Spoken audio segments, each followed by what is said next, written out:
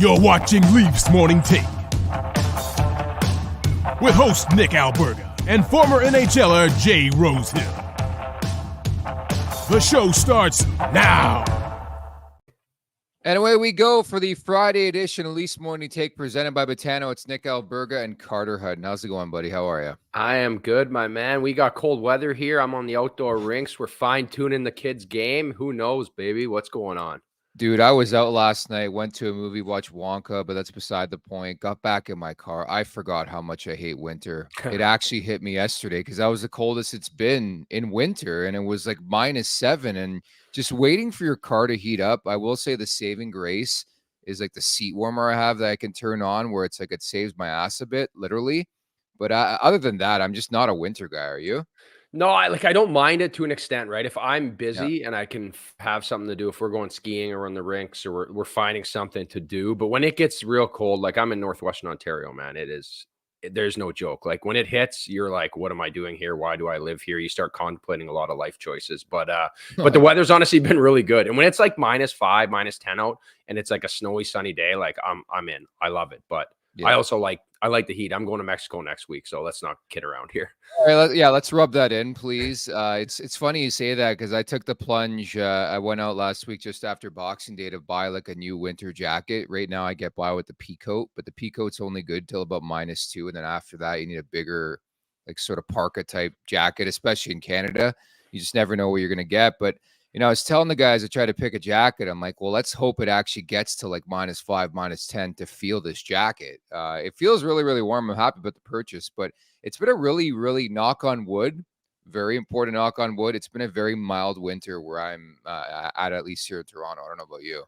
No, yeah, big time. It's been kind of one of those things. I think it's funny because everyone complains at Christmas time. They're like, I wish it was cold. Where's the snow? And then it comes and everyone's like, oh man, it's so cold. I'm like, well, you can't have both, right? So it's one of those things. I think it affects a lot of people up here where I am, right? Because a lot of people make money off the snow, right? The ski hills and people removing snow and stuff. But I don't know, this weather, who knows what's going to happen here. Are you peeling down to an All-Star weekend in a month or what? What's the deal here? I am. Yeah, that's the plan. I don't have anything confirmed yet, but that is the plan. They're bringing me in, nestle in with some of the boys. I got a few guys that made it too. Hopefully we can talk to some good guys. Sammy Reinhart, Jack Eichel, a few of my buddies. So it'll be interesting to see how that goes. Clayton Keller, former teammate as well. Wow. A lot of guys, a lot of dirt in the All-Star game. Buddy, we're going to nestle in all right. I didn't realize if you were confirmed or not, but that's great to hear because there's going to be some nestling done that week. And I tell you right now, it's sort of funny. So the All-Star announcements, the initial ones come out on Thursday night. To the surprise of absolutely no one, Austin Matthews is named an All-Star for the 5th time in his career. I think it's perfect. It's very similar. Last year I was in Florida. Matthew Tkachuk was like the quote-unquote host of All-Star Weekend with it being in Florida and all that, and Barkov as well. Matthews is going to be the unofficial host here. Like, I wouldn't be shocked if Bieber's in the mix. Nylander is going to be there. He's going to get voted in, obviously. I wouldn't be shocked if Riley gets there, maybe even Mitch Marner. But I think this is perfect, considering how great Matthews has been. 30 goals in 35 games will do it to begin with. But just his presence, how big he is, how important he is to the city, this is going to be awesome. Yeah, it's unbelievable, right? He's off to a crazy start, right? Especially after signing that big ticket too, right? Sometimes you get those big tickets, the guys check out, and he's just showing it, right? Especially, the way the league has been with Nylander and the Big Four and all the heat they've taken. He's really answered the bell here, right? Especially after a strong playoff there, especially winning that first series against Tampa. He was obviously really good and coming back this year, motivated and firing all cylinders. So it's fun to watch. And man, he is an absolute machine out there. He is a rig and a threat. It's crazy he can do what he does at his size. Well, and I think it's important that you, being a former NHL netminder, bring that up because I do think we take a guy like Austin Matthews for granted in this city and in the NHL in general. We may never see a guy who scores like this. Like it is ridiculous. Like even to an extent, Alex Ovechkin in his prime didn't score like the way we're seeing Austin Matthews. Maybe the longevity is going to be there more with Ovechkin because he did it over a longer period of time. But with the relative ease on a nightly basis that Matthews scores, man, it actually is becoming insane. And I wouldn't be shocked if he scores 50 and 50, if he gets to 70 goals. Like, I think everything is a possibility now with this guy. Yeah, he is. He's a threat. Every time he touches the puck, like Where with Ovi, I find he's more of a stationary guy, right? Someone's doing the work for him. He's got the crazy one-timer, can score from anywhere. Where Matthews gets the puck, like there's a few guys I hold in this regard where they get the puck anywhere on the rink, they immediately become a threat to score. As a goalie playing against Matthews, I played a ton of games against the Leafs. I would always think of like red line approach was my game plan. So when a guy would get the puck, as they cross the red line, I would like set my movement, get ready to come.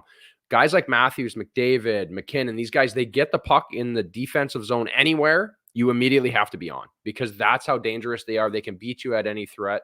And I always found on the power play with Matthews, he'd get that puck, he gets rolling downhill toward the net.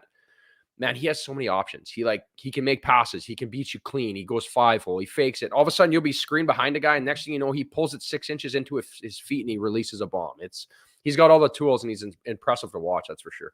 It's so funny. Like I watch Overdrive quite a bit, and Jeff O'Neill yesterday is like, I would score 30 goals in 82 games, and the GM would be like, "You're a rock star." This guy's scoring 30 goals in 35 games. Like it doesn't make sense. And I try my best when watching Austin Matthews and the Leafs specifically. I've got to pinch myself. Like we are actually witnessing greatness, and this is not me with my blue colored glasses on.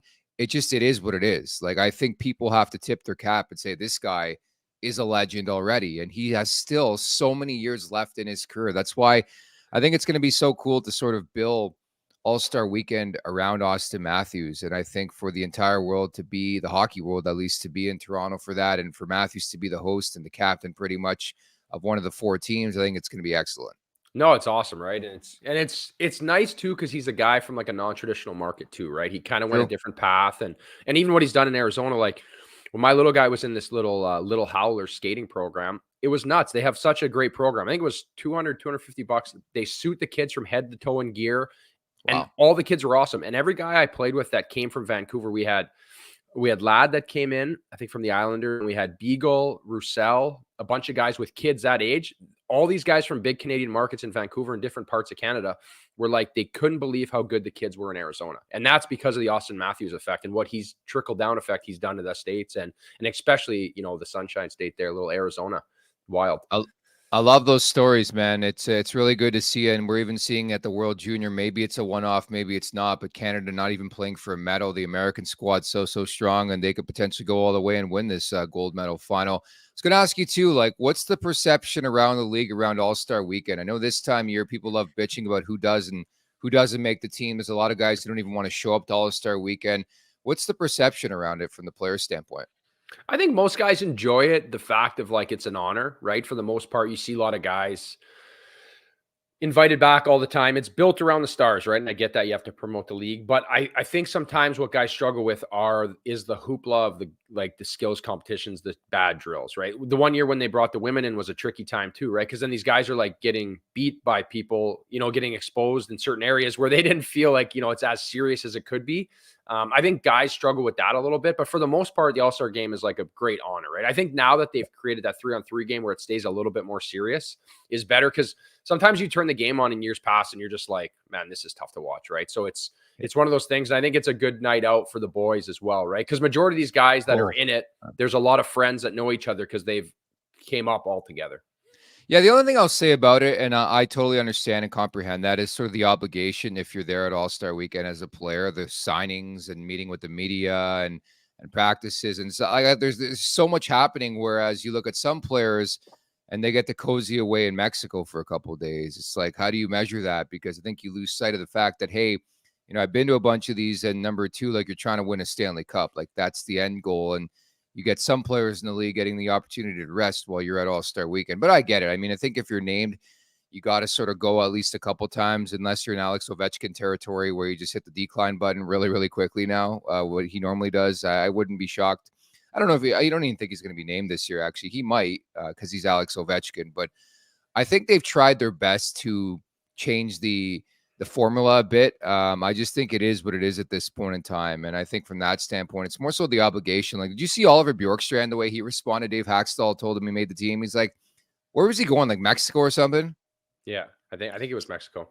He's like, yeah, like he was just, I don't even know. It looked kind of like fake because like, why the fuck do you have a camera set up in the coach's room to begin with? Like, yeah, I never trust anything I see on social media anymore, but he's like, Haxtell's like the worst actor on earth. He's like, you better change your ticket to Toronto And I thought he meant like he was getting traded there because the way he worded it was weird. And then Bjorkstrand's like, yeah, and you could see his face, like, oh, but I think it's his first ever time he's going to All-Star. So yeah, I don't know. I guess part of me is like, I don't know, if I ever got named to an All-Star game, I would be pumped, right? Like it's an honor, right? It's something like, man, the beach, wherever you're going, it's not going anywhere, right? Like this is an honor. Like I always thought it was great. I remember the one year, I forget who missed, and then Brian Elliott was already on vacation. He pulled the chute to go back to be in it because it's like an honor. We get to play for only a certain amount of time. And for me, it was something that I remember the one year I had a really good year in St. Louis, but I wasn't even close because I didn't play enough games. But it's, it's always cool, right? You see these guys, you grew up watching it. It's something to be a part of, where sometimes these guys that are making like, 10 million, they're like, oh, this is BS. I have to go to this game. Like, oh, poor you, you'll be okay. Survive. Like, it's not like you're asking you to go through the combine here. You're literally going out, you're floating around, you're having fun. It's all in good taste, right? Yeah, well, rest assured, I can add too that Willie Nylander, he shouldn't book any trips to the beach. He's going to be in Toronto for All-Star Weekend. He'll be named an All-Star at some point in time over the next couple of weeks. And speaking of that, it sounds like he's getting closer and closer to an extension. So with that in mind, Chris Johnston, of course, from TSN, The Athletic, the Steve Dangle Podcast Network, he's going to drop by in about 10 minutes from now. We're going to get the latest on that front. At the Leafs Nation 401 on YouTube, where you can subscribe to our YouTube channel right now if you're watching. Hit that subscribe button, hit that like button. Leafs Morning Take, wherever you find your podcast as well. If you could do us a favor, leave us a 5-star review, maybe comment as well, and hook us up. That'd be fantastic. And once again, at the Leaf Station 401 on YouTube, where you could subscribe. Brought to you by DoorDash. It's time for the appetizer. For a limited time, our listeners can get 25% off, up to $10 in value, and 0 delivery fees on their first order of $15 or more when you download the DoorDash app and enter code NATION25. That's code NATION25, uppercase, for 25% off your first order with DoorDash. Offer valid in Canada. Subject to change.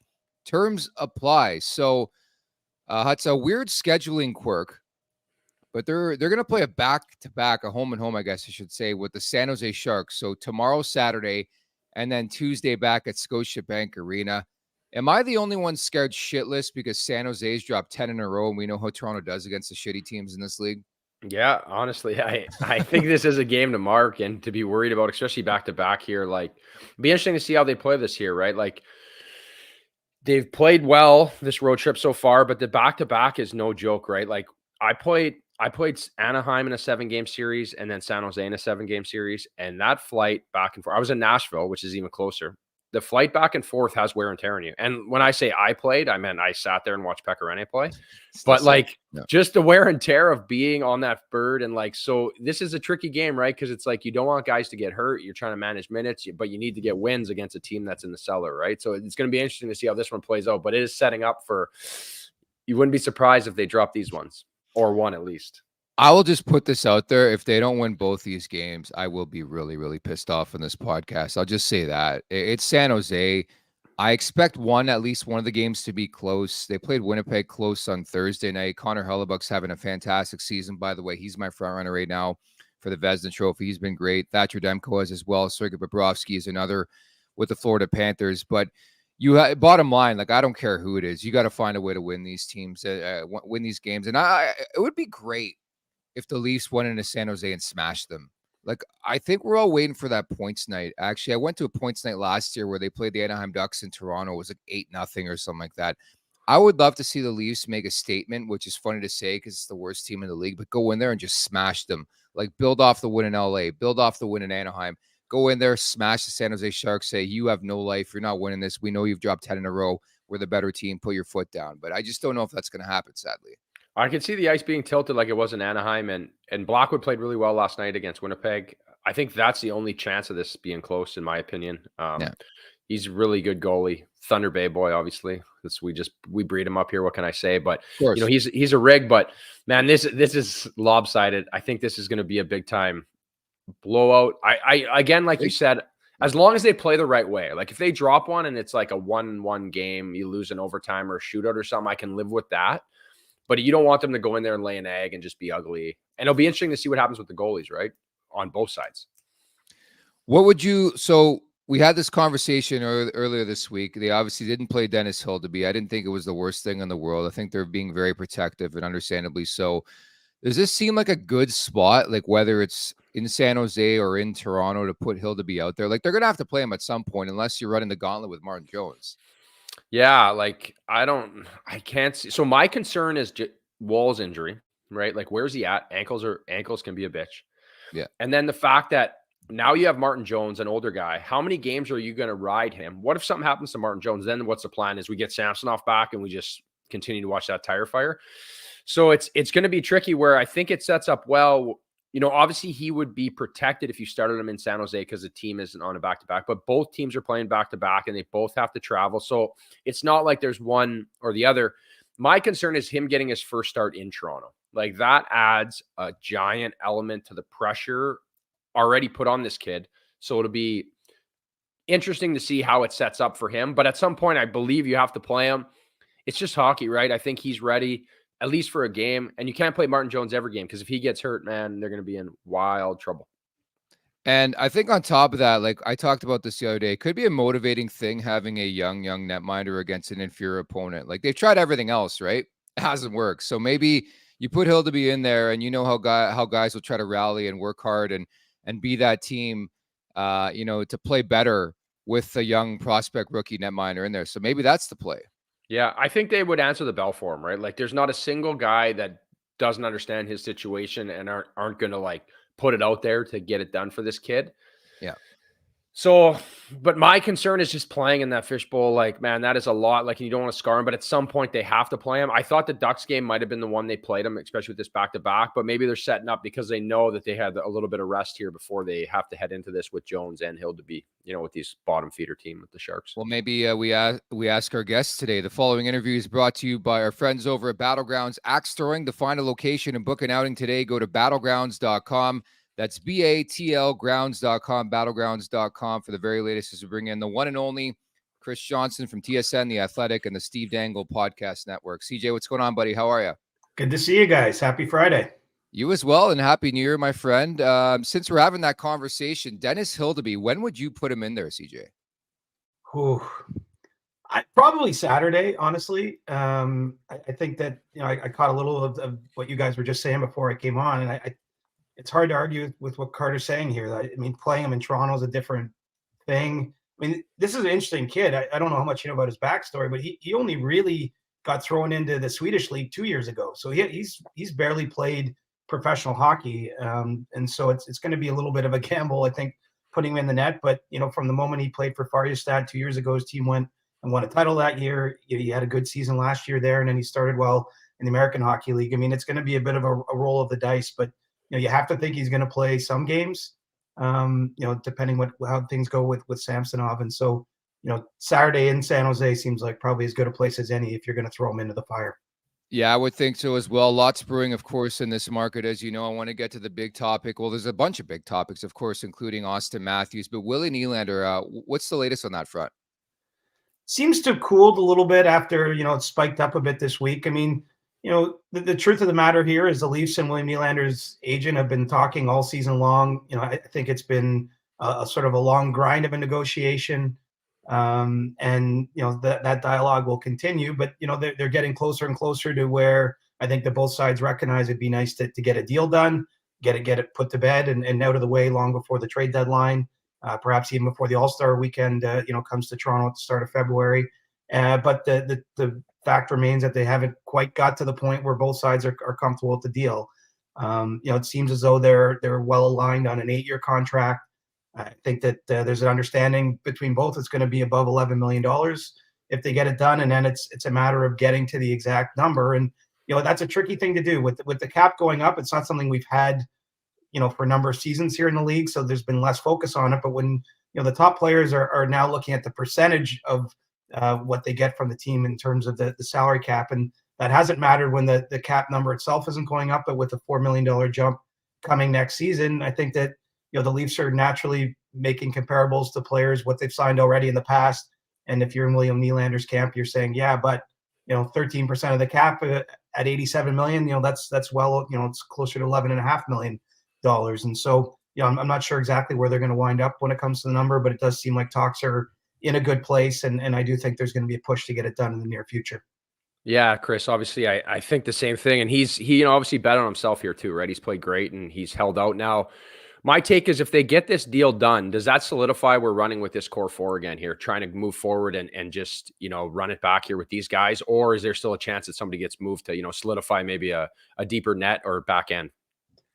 I think it would solidify the core four. I mean, obviously Mitch Marner's only 1 year out from having the same conversation about him next season. And so, he's going to have a decision to make too. I'm not sure where that will go. But, you would think the Leafs will try to keep him. I'd imagine being a local guy who's had the success he's had here, that there's a deal to be made with him. And so, at that point, obviously John Tavares too is out of a contract as of next season. I mean, time flies. And so, there's still room, I guess, is what I'm saying, because there's still decisions to be made to make a change to that core four. I think, what it would signal is clearly they're going ahead with Matthews as the centerpiece of the team, and that Nylander, I think, is an increasingly important part of the future. And, with the cap going up, there is lots of money now to move things around. You've got, TJ Brody, Ilya Samsonov, Bertuzzi, Domi, all these guys are on expiring deals. And so I think there is a chance to still move money around or to have a different look to the team next season, even with those main pieces still in place. So my big concern is they're about to pay Nylander for the kind of impact he's majorly, doing this year and putting together. That's 45 goals around there and 116 points. I just wonder, CJ, if that type of production is sustainable, and, to suggest that the number is going to be around 11 and 11 and a half. We're thinking around there. Do you think how does he end up his side of the bargain? What does he need to do to be justified? I'm worth that money.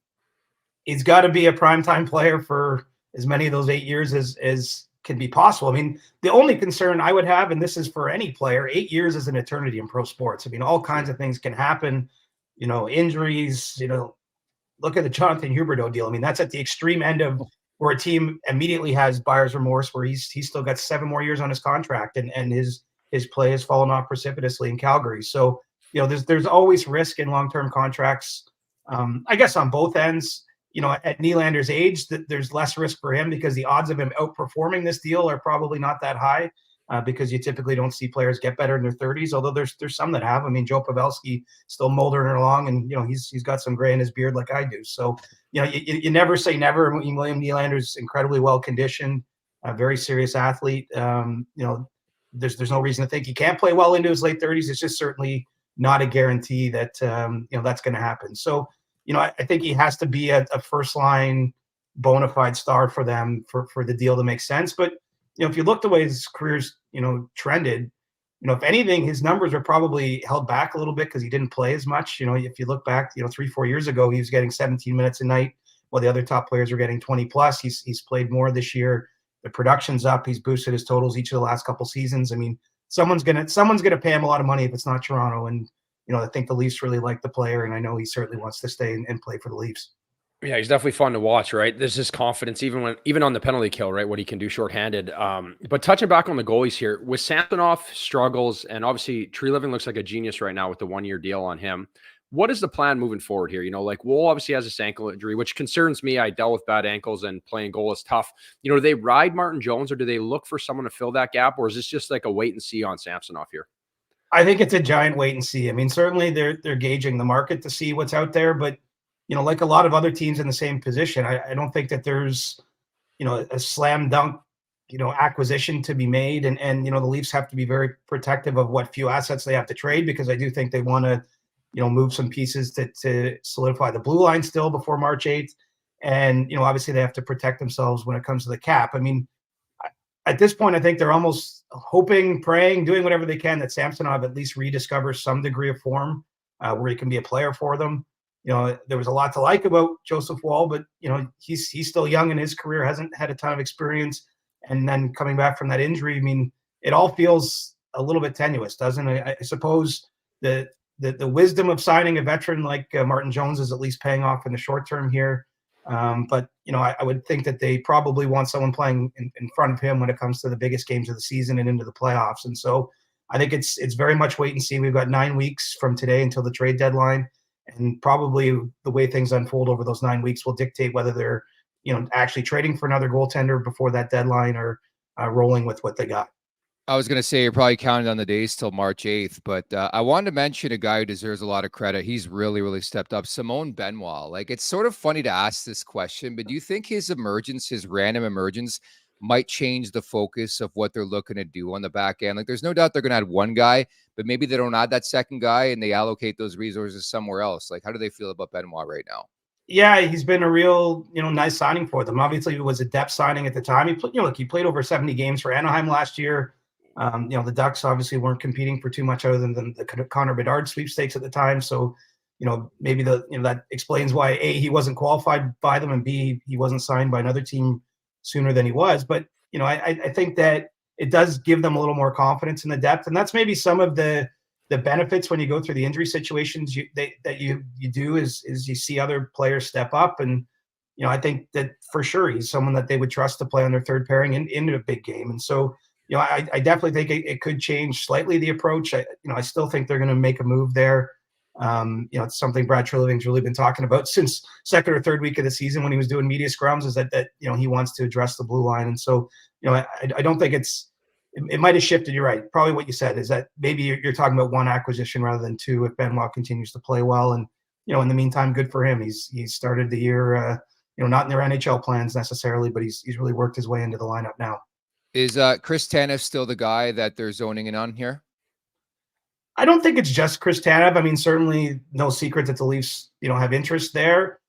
Part of the problem is I think Calgary would like to get at least a second round pick back for him. If you look at the Leafs sheet, that I think the next 3 second round picks are already spoken for. And so they don't, there's not necessarily an easy match for, that kind of deal. And the truth is there's other players out there. I mean, it'd be interesting to see what Philadelphia does. I mean, they've hung in a lot longer, I think, than probably even their management expected, certainly than I expected. And so, they got some defensemen to trade. It's not a year where I think we're going to have real headliners at this trade deadline. I mean, I suppose, Elias Lindholm's a pretty good player, was selected as an all-star last night, and he's likely to be moved. But, there definitely are the kind of pieces I think the Leafs need. There's going to be a number of defensemen moved. And so while Tanev is someone that I think they continue to have interest in, it's not him or bust. I think that there's other options for them depending how the market evolves. Yeah, we've kind of touched on that a little bit throughout here, just with Keefe coaching, and obviously this Atlantic division has been, powerful for a lot of years here, and it seems like it's a passing of the torch this year, with the Metro division just being a logjam and looking like the top 3 teams in the Atlantic, and no one will get a wild card spot. Do the Leafs try to stretch to get better position, moving into the playoffs, or making a trade, or putting something on notice when, this might be the last chance as these teams start to get better and better in the Metro? Yeah, I mean, they have to be all in, right? And this is the tricky thing. Brad Treliving's taken over this team in the last year. He is not responsible for the decisions made before him, but the cupboard is getting pretty bare, which is what happens when you've had 6 or 7 years where you're really trying to win. They've dealt away a number of first-round picks in previous seasons, and those second-rounders, as I mentioned, they don't have a ton of prospects on the rise. But I still think they have to keep pushing the cards in. Basically by signing Matthews to the 4-year extension, they did that gave them a 5-year window from that moment because he had 1 year left on his deal this year, and then the 4 more to come. Where I think the Leafs have to try to be building to win the cup each of those seasons. So I do think that they're going to do absolutely everything they can. Barring an injury to a big player that could change, things if they have a long-term injured reserve situation. I mean, that the cap is going to continue to be an issue for them. And a lot of teams, basically all the top teams, are capped out at this point in time. But, we've seen them make a lot of creative moves in the past. Brandon Pridham, their assistant general managers, a wizard at, having them limbo under that cap ceiling. And so, I think it's going to be an aggressive deadline period. I don't really know how much is going to be out there. As I say, I don't necessarily see them trading for a frontline forward, but I could see an impactful move on the blue line for sure. And then we'll just have to see where the goaltending ends up here with Samsonov and Wall's injury and all that. CJ, what about the Ottawa Senators? Like, they're a team that's so polarizing in my world because nobody expects them to be a deadline seller, and they're going to be a deadline seller. They're awful. And a name like Jacob Chychrun just seems to come back to my head. He's a year and a half away from UFA. I don't know what this guy's seen in his time in Ottawa suggests, hey, I want to sign there long term. Like, is he a guy that potentially could be out there at some point in time, if not this season, into the off season? Ottawa in general, how do you view them at the deadline? Well, I don't think the Senators themselves have made that determination, but you're right. I mean, the writing is starting to get on the wall here. And, another loss last night for them, and it's just been a disastrous season, really, from start to finish. Firing GM and coach in season. Having a player suspended 41 games. Losing a first round draft pick. Again, some of that is from things that happened in the past, but it's all come down here in the last 3-4 months since Michael Andlauer bought the team. And I suppose one of the good aspects of that is you got a fresh set of eyes on everything, and you don't have a lot of connection to the things that have gone on. And so I think it is an opportunity to start fresh and to make some bold moves. I mean, that's probably the next place they're going to have to get to, but I just don't think they're quite there at the moment. But yeah, I mean, look, Chychrun would be a natural piece to move because I do think, while we see a lot of trades involving players on expiring deals, typically the best ones are, if a team's going to give up some assets, if at least they're getting two playoff runs guaranteed out of a player, like Jacob Chychrun if he was moved at this deadline. And so, the Leafs have certainly been interested in the past when Kyle Dubas was the general manager. I don't think this one's quite at the front burner just yet, but stay tuned in Ottawa because they were hoping for a turnaround when they made the coaching change, and they're still spinning their wheels there. I love that. Stay tuned for All-Star Weekend as well. Austin Matthews going to All-Star Weekend. You're going to be at All-Star Weekend. All the fun and theatrics that comes with that. Just can you speak to Matthews, the season he's having? And just, I brought it up earlier. Like, remember last year in Sunrise, it was all about Matthew Tkachuk and Sasha Barkov. I love that Matthews is going to be like the unofficial host of All-Star Weekend. And I'm sure Bieber is going to be close to him too, right? I would imagine. I don't have any info on that. I'm not a Bieber insider, but I mean, but given their ties and how close they are, I would think as long as he's not busy doing something else, he'll be there. Yeah, look, Matthews is one of those guys. I mean, for all the talk of the players wanting to get out of the All-Star game, this is going to be the 7th year he's gone. Basically, every year that there's been an All-Star game when he's been in the league, he's been there. He's wanted to be there. He's been into LA and St. Louis and Sunrise, and now I think to have it in Toronto. Like, I think he's really going to embrace it. I mean, the fact that he's one of the 12 players that's going to do the individual skills competition. I mean, there's actually going to be a little pressure there, right? I mean, I guess you have nothing to lose. If you don't win it, you don't win $1 million. If you win it, you win $1 million. But there's going to be more focus. It's not just, hey, you do one event and then you go off into the background. And then the fact he'll captain one of the teams, I think it's going to be a cool weekend for him. I would imagine you're going to see at least William Nylander and maybe another Leaf there, just given the power of Leafs Nation in fan voting and the fact it is being hosted in the city. And I think it'll actually be kind of a cool event. I mean, look, the All-Star game is what it is. I think it's a great time to be together. I always like going to the weekend. I seldom remember what happens in the games or on the ice because it's not really that important. But I do think that bringing the draft back this year, changing up the skills competition, and then having Matthews and likely a few other Leafs, I think it'll end up being one of the more memorable weekends that we've seen from All-Star.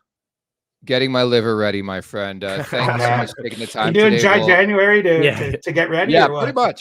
pretty much. You know how it is at these things. So it's going to be a lot of fun, man. Thank you so much for doing this today, bud. My pleasure. Chris. Good to see you guys. You too. The one and only Chris Johnston from The Athletic, TSN, the Steve Dangle Podcast Network, and obviously some ties to CJ with my time over at Sportsnet. An absolute gem of a human being, and looking forward to All-Star in Toronto. Wink, wink, nudge, nudge. Bieber's going to be there. Okay, that's what I can tell you without giving you too much. He will be a attraction, we'll say, at All-Star Weekend. He's going to be in the mix. I have it on pretty decent authority that's going to happen. So looking forward to everything that comes with All-Star Weekend. And I agree with CJ. It's not so much, like I always put it this way, like it's about the kids. If the kids are happy and the kids are in the building and they're pumped up and jacked to see these guys in skills competition and playing and up close, that's all that matters. I think people just waste too much time bitching and complaining about All-Star Weekend. It is what it is, man. Yeah, 100%, right? It's an honor, and it is, you have to sell the game, right? Like, and even if you're not even selling the game, you're just like building it, right? You think about the kids that get to go watch and part of it and getting to see cool stuff. And sometimes it's tricky when it's made about money for me, right? Because it's like these guys already make enough money. But I understand where the NHL comes from, trying to like get more out of it, and they're always trying to move the needle and see what they can do. But at the same time, like, what a cool place for the All-Star game, right? It's the hub of hockey. It's the Mecca. It's going to be awesome. And having Matthews, like we talked about, obviously Bieber, that doesn't move the needle for me, but for you, it obviously gets you going a little bit. So it's going to be it'd be nice to see the Beavs. Maybe you can get a pick with them or something. Dude, that's my bucket list thing to see Justin Bieber live. And he's playing live. Okay. I'll just say that. I'm giving away way too much on the show, but Bieber's, I think, is going to be performing at All-Star. That's what I'm hearing. But it's always been a bucket list thing. I'm sure it's been a bucket list thing for you to watch Selena Gomez live. For me, it's Justin Bieber. So how'd you know? I had that feel, man. It's well, you can draw a correlation to Bieber. It's his ex-girlfriend. There you go. There we go. Yeah, we're connected somehow. But no, honestly, jokes aside, it's unreal. I think the city's going to be buzzing. Not that it isn't buzzing every other day. Buzzing. That's for sure. I think it's a lot of fun too, in the sense of seeing like Matthews, especially like Nylander's obviously going to be going too, like, and he's just been on fire. So it's cool to put everyone, and this could be a springboard into a big half after it too, right? Like the Stars getting it. And I remember the year we had it in Nashville was really cool. I wasn't in it, but I remember we got back, we were away. And then I remember going out like the last night of it or something like that. And the city was just in a mayhem, and it's good. It kind of snowballs into stuff, and it's always an honor to host it as well as be in it for these guys.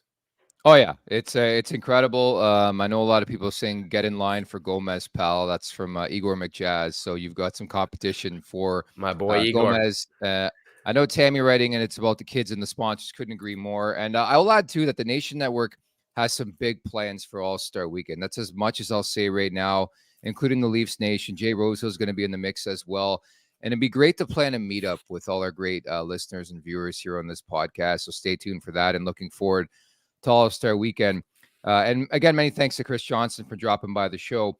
I want to get in a bit of a conversation, as Wendy's is letting you win real food with your fantasy teams this year and daily face-off.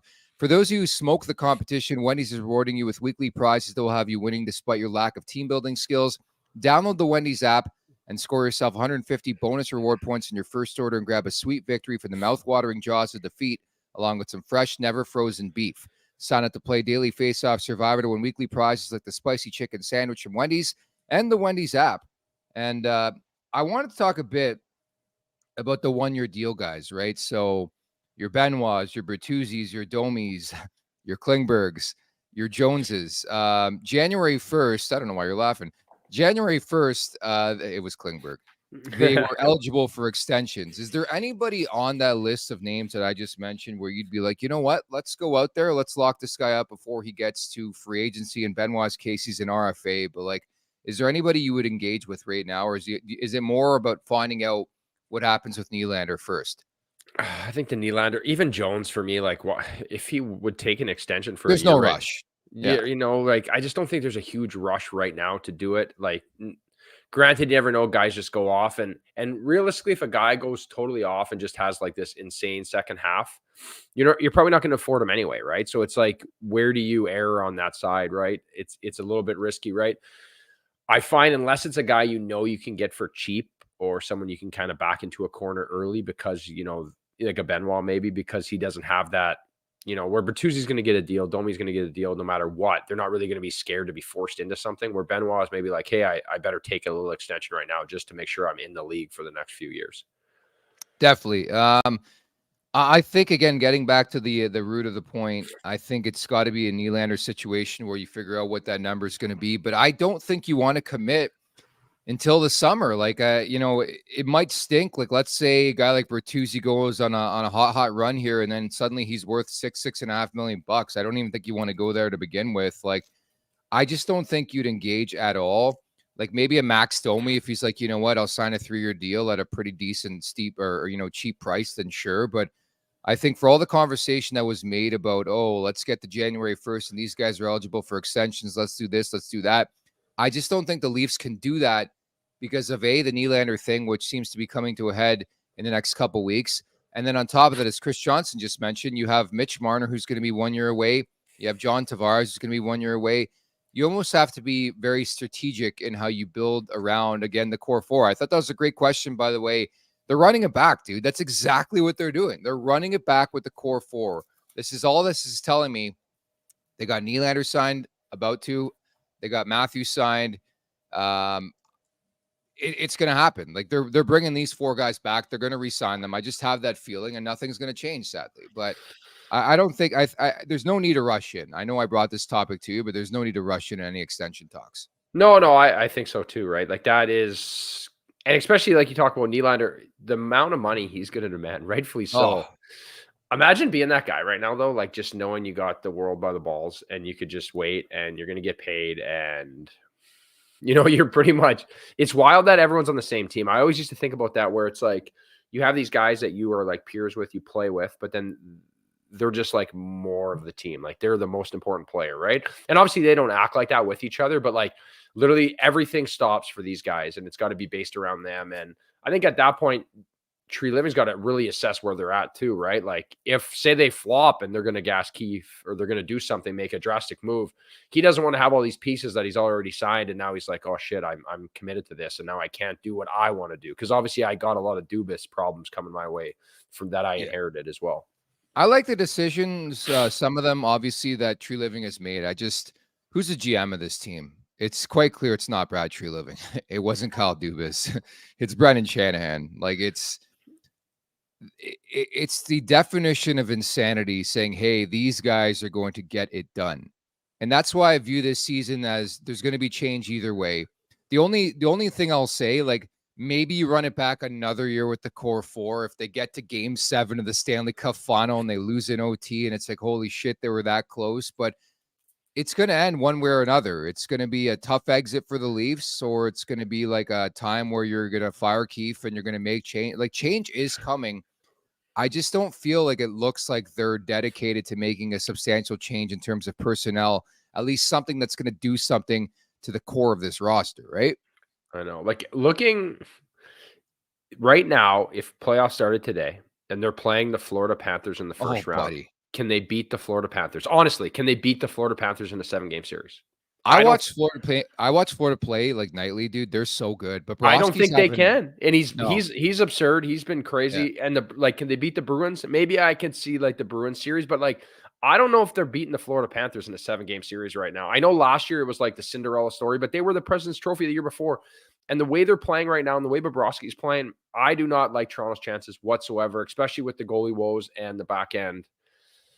So where's that? Like, and that's what you're going to have to get through. Right. And then you look at the other teams in the Metro, it's not like the Metro's a powerhouse right now. Like they're winning every game. It's a tight race. Tampa's there, but they got games in hand. And I don't know. I feel like it's going to be an absolute dogfight for the Leafs, whether they make trades or don't make trades. I think it's going to be really hard. It's always going to be a dogfight. I wouldn't put it past Florida to win the division. They're 2 points back of Boston. They're just, man, they're really good. Like I watched them a lot. They're well coached. Goaltending, Sergei Bobrovsky has put aside any notion that he's not going to play out his contract with this team. Like I know they have Spencer Knight, he's in the AHL, but defensively they're leaky tight, and that's my hope too. Like if we're having this conversation a year ago, you're like, man, what the hell's going on with the Florida Panthers? Paul Maurice, what a weird decision. They can't play defense. They're all about offense, and they locked it in, man. They locked it in the last 15 games of the regular season. I always like to bring up that game in Toronto. The Leafs had them dead to rights. It was 2-0. It probably would have eliminated the Florida Panthers. They come back. Alex Lyons, their fucking goalie. They win in overtime, and they go on a monster run. And as fate would have it, the Leafs end up losing to Florida in the second round. It's hockey and sports works in mysterious ways. And I think that would be the hope from a Leafs perspective is they somehow find a way to just fucking bring it every night. Every night, bring it. That's what you see from the Florida Panthers, man. They don't take that foot off the pedal. They don't have those types of games. If they do, they respond. And I think that's what we're looking for is consistency here in Toronto. Yeah, no, I agree. And it's one of those things where you look back on that game, big turning point, Maurice going absolutely nuts on the bench. That was when Walt Tkachuk there called out the boys for being soft and said a bunch of crap. And maybe that's what the Leafs need, some sort of moment of like, and to become that team that's just hard to play against, right? Where again, we touch on this a lot, but like the consistency defensively and structure is just not there. We're like, when you're playing Florida, even if they're playing bad, you know what you're going to get. You know it's going to be a tough game. And then with the way Bob's playing, like even like last night, they played really well, pounded Vegas 4-1. Yeah. That save he made on Marchessault, Eichel sauced it over to him. Like what a save, like a timely save in the game. And he just competes. And man, it's fun to watch at his age and the way he takes care of himself. It's not surprising to me, but at the same time, it is a product of a good system as well. Maurice is a guy that people want to play for. Jamie Compound, assistant coach, great guy. Guys want to play for him. All about the system. I keep bringing it back, but Aiden Hill won a Stanley Cup last year. Show me good goalie, show me a good system, and the other way around sometimes. And I think with respect to Bobrovsky's been ripped for that contract, but I think last year alone proved he was worth every penny in terms of how he played in the Stanley Cup playoffs. And I just think from the Leafs perspective, I couldn't agree more with you. Like, Florida's just a tough opponent. They're going to drag you through the fight. And there's just so many gamers on that roster, like Sam Reinhart, as you mentioned. Contract year, Reinhardt's having an outstanding year. I know Barkov got banged up last night. If they can get like Ekblad and Montour going on the back end, like that's going to be a scary opponent. That's probably the last team I'd want Toronto to play. There's other teams in this division where I'm like, you know what, they match up well. Tampa, I think they would play Boston pretty well too. It would be a tough series, obviously more difficult than like a Tampa series, and I expect Boston to add a center like Lindholm. I think Boston's going to be in on him. They're going to bulk up at the deadline. But Florida, I'm right there with you. It's a tough opponent. It's a tough game. The Leafs have no time and space. They don't do well with that. No, I think you compare it to like that game we just watched against Carolina, where they just come in and they play a great game, and it's like it's going to be annoying to watch almost because you're like waiting for the boys to go off, and it's just not going to happen because there's just no time, no space, and it's like overwhelming. I remember playing when St. Louis was good. They had that like big bodies team when I was in the Central Division. And even as a goalie, you're just like, man, it's like you don't even see the puck. They just get it in. They pound it in. They just keep coming at you like line after line after line after line. And it's tough. And all of a sudden, next thing you know, you're down 2-1, 3-1 in the third period. And there's like no hope to get back into the game when those teams are playing like that. I'll just say this, again, how many times can the onus be on the players? If they can't get the job done this year, you have to make a substantial change. If you don't, then it's a definition of insanity. Meantime, the Betano wrap-up is presented by Betano.ca. The game starts now, 19+. Please play responsibly. Anything you're looking at tonight? If not tonight, do you want to talk a bit about the Leafs game tomorrow against San Jose? I would envision you're looking at the puck line or maybe even -2.5. Yeah, like I don't mind that. I also don't mind the under with Blackwood playing. I think he always tends to play well when he gets a lot of shots. So I do like that. I think for me, it's just the waiting game now of seeing who's starting too, which is going to be exciting. I'm pulling for the kid, right? Like Martin Jones, if he lost to the Sharks, I wouldn't care. He'd be able to manage it. If Hildeby gets a chance to play, I really think the Leafs are going to just pound it down San Jose's throat just because I feel like they need to play well and back this kid up. And me being a goalie, the last thing I would want is for this guy to have like a rough night in his first start against San Jose, not to mess his psyche up. So Rosie poo-pooed me a bit yesterday, and I get it, but I brought up the fact that Martin Jones played for the San Jose Sharks, and he brought up the fact that coaches don't give a fuck against, former teams, but I don't believe that for a second. I think many times you see guys make the return. I know it's been more than one return, but I think it sort of factors in. There's an off day or 2 off days here for Jones. Am I making it bigger than it has to be? Like, do they have to play Jones? They don't have to play him anywhere, but do they have to put him? Do they feel obligated to put Jones in there because he's a former San Jose Shark? No, I don't think so. And I think he's mature enough not to do with it. It makes sense, right? But look at Hines not playing Marc-Andre Fleury and possible his last game in Pittsburgh. But John Hines isn't Sheldon Keefe too. It's totally 2 different animals. You won the job too. Yeah, but I also think that they're going to do what's best to win hockey games, right? At the end of the day, that is and if they think that playing your best goalie the first night of the back-to-back, they're going to go with it, right? It's just more like, what do they want to expose this kid to? And at some point, I don't think they're going to care. They're going to be like, it's like San Jose playing I don't even know what his name was, the young kid that got up a game against Edmonton. It was like, what was he going to do in that game, right? Where this is a little different because you have the firepower to protect this kid. So I wouldn't be surprised we see him at home. My thing is I just hope he doesn't get roasted, especially doing it in Toronto's fan. You think Toronto's going to care if he plays bad? They're going to be giving it to him. But he could win, and it could be awesome, right? I think the proper play, I know it's Hockey Night in Canada, but I'd rather have his debut come in San Jose than in Toronto. If he gets lit up, my goodness. And just to wrap, did you see how pissed off people in Anaheim are over that I guess the title they had in the Toronto Sun after Lucas Dostal made 55 saves in that game? They called him a no-name goalie, and all of Anaheim was freaking out. So all 17 fans are freaking out. Yeah, but that's not I watched the game and he hasn't been great. That was the greatest game I think I've seen him play and been net. That's hockey. Who cares? He hasn't really cut his teeth yet. Oh, they're gonna start hating you now. That's okay. Lots of people do anyway. I add the rest of Buffalo too. But I don't know. Hockey Twitter is amazing sometimes, and I totally get it. I've known about Dostal quite a bit, and he's a up-and-coming prospect. He's a reason why John Gibson could be on the trade block for the Anaheim Ducks. So we'll see what's in store for this Maple Leafs team this week. And again, a back-to-back home and home, I guess I should call it, Saturday and Tuesday with the San Jose Sharks, who again have lost 10 straight games, all in regulation.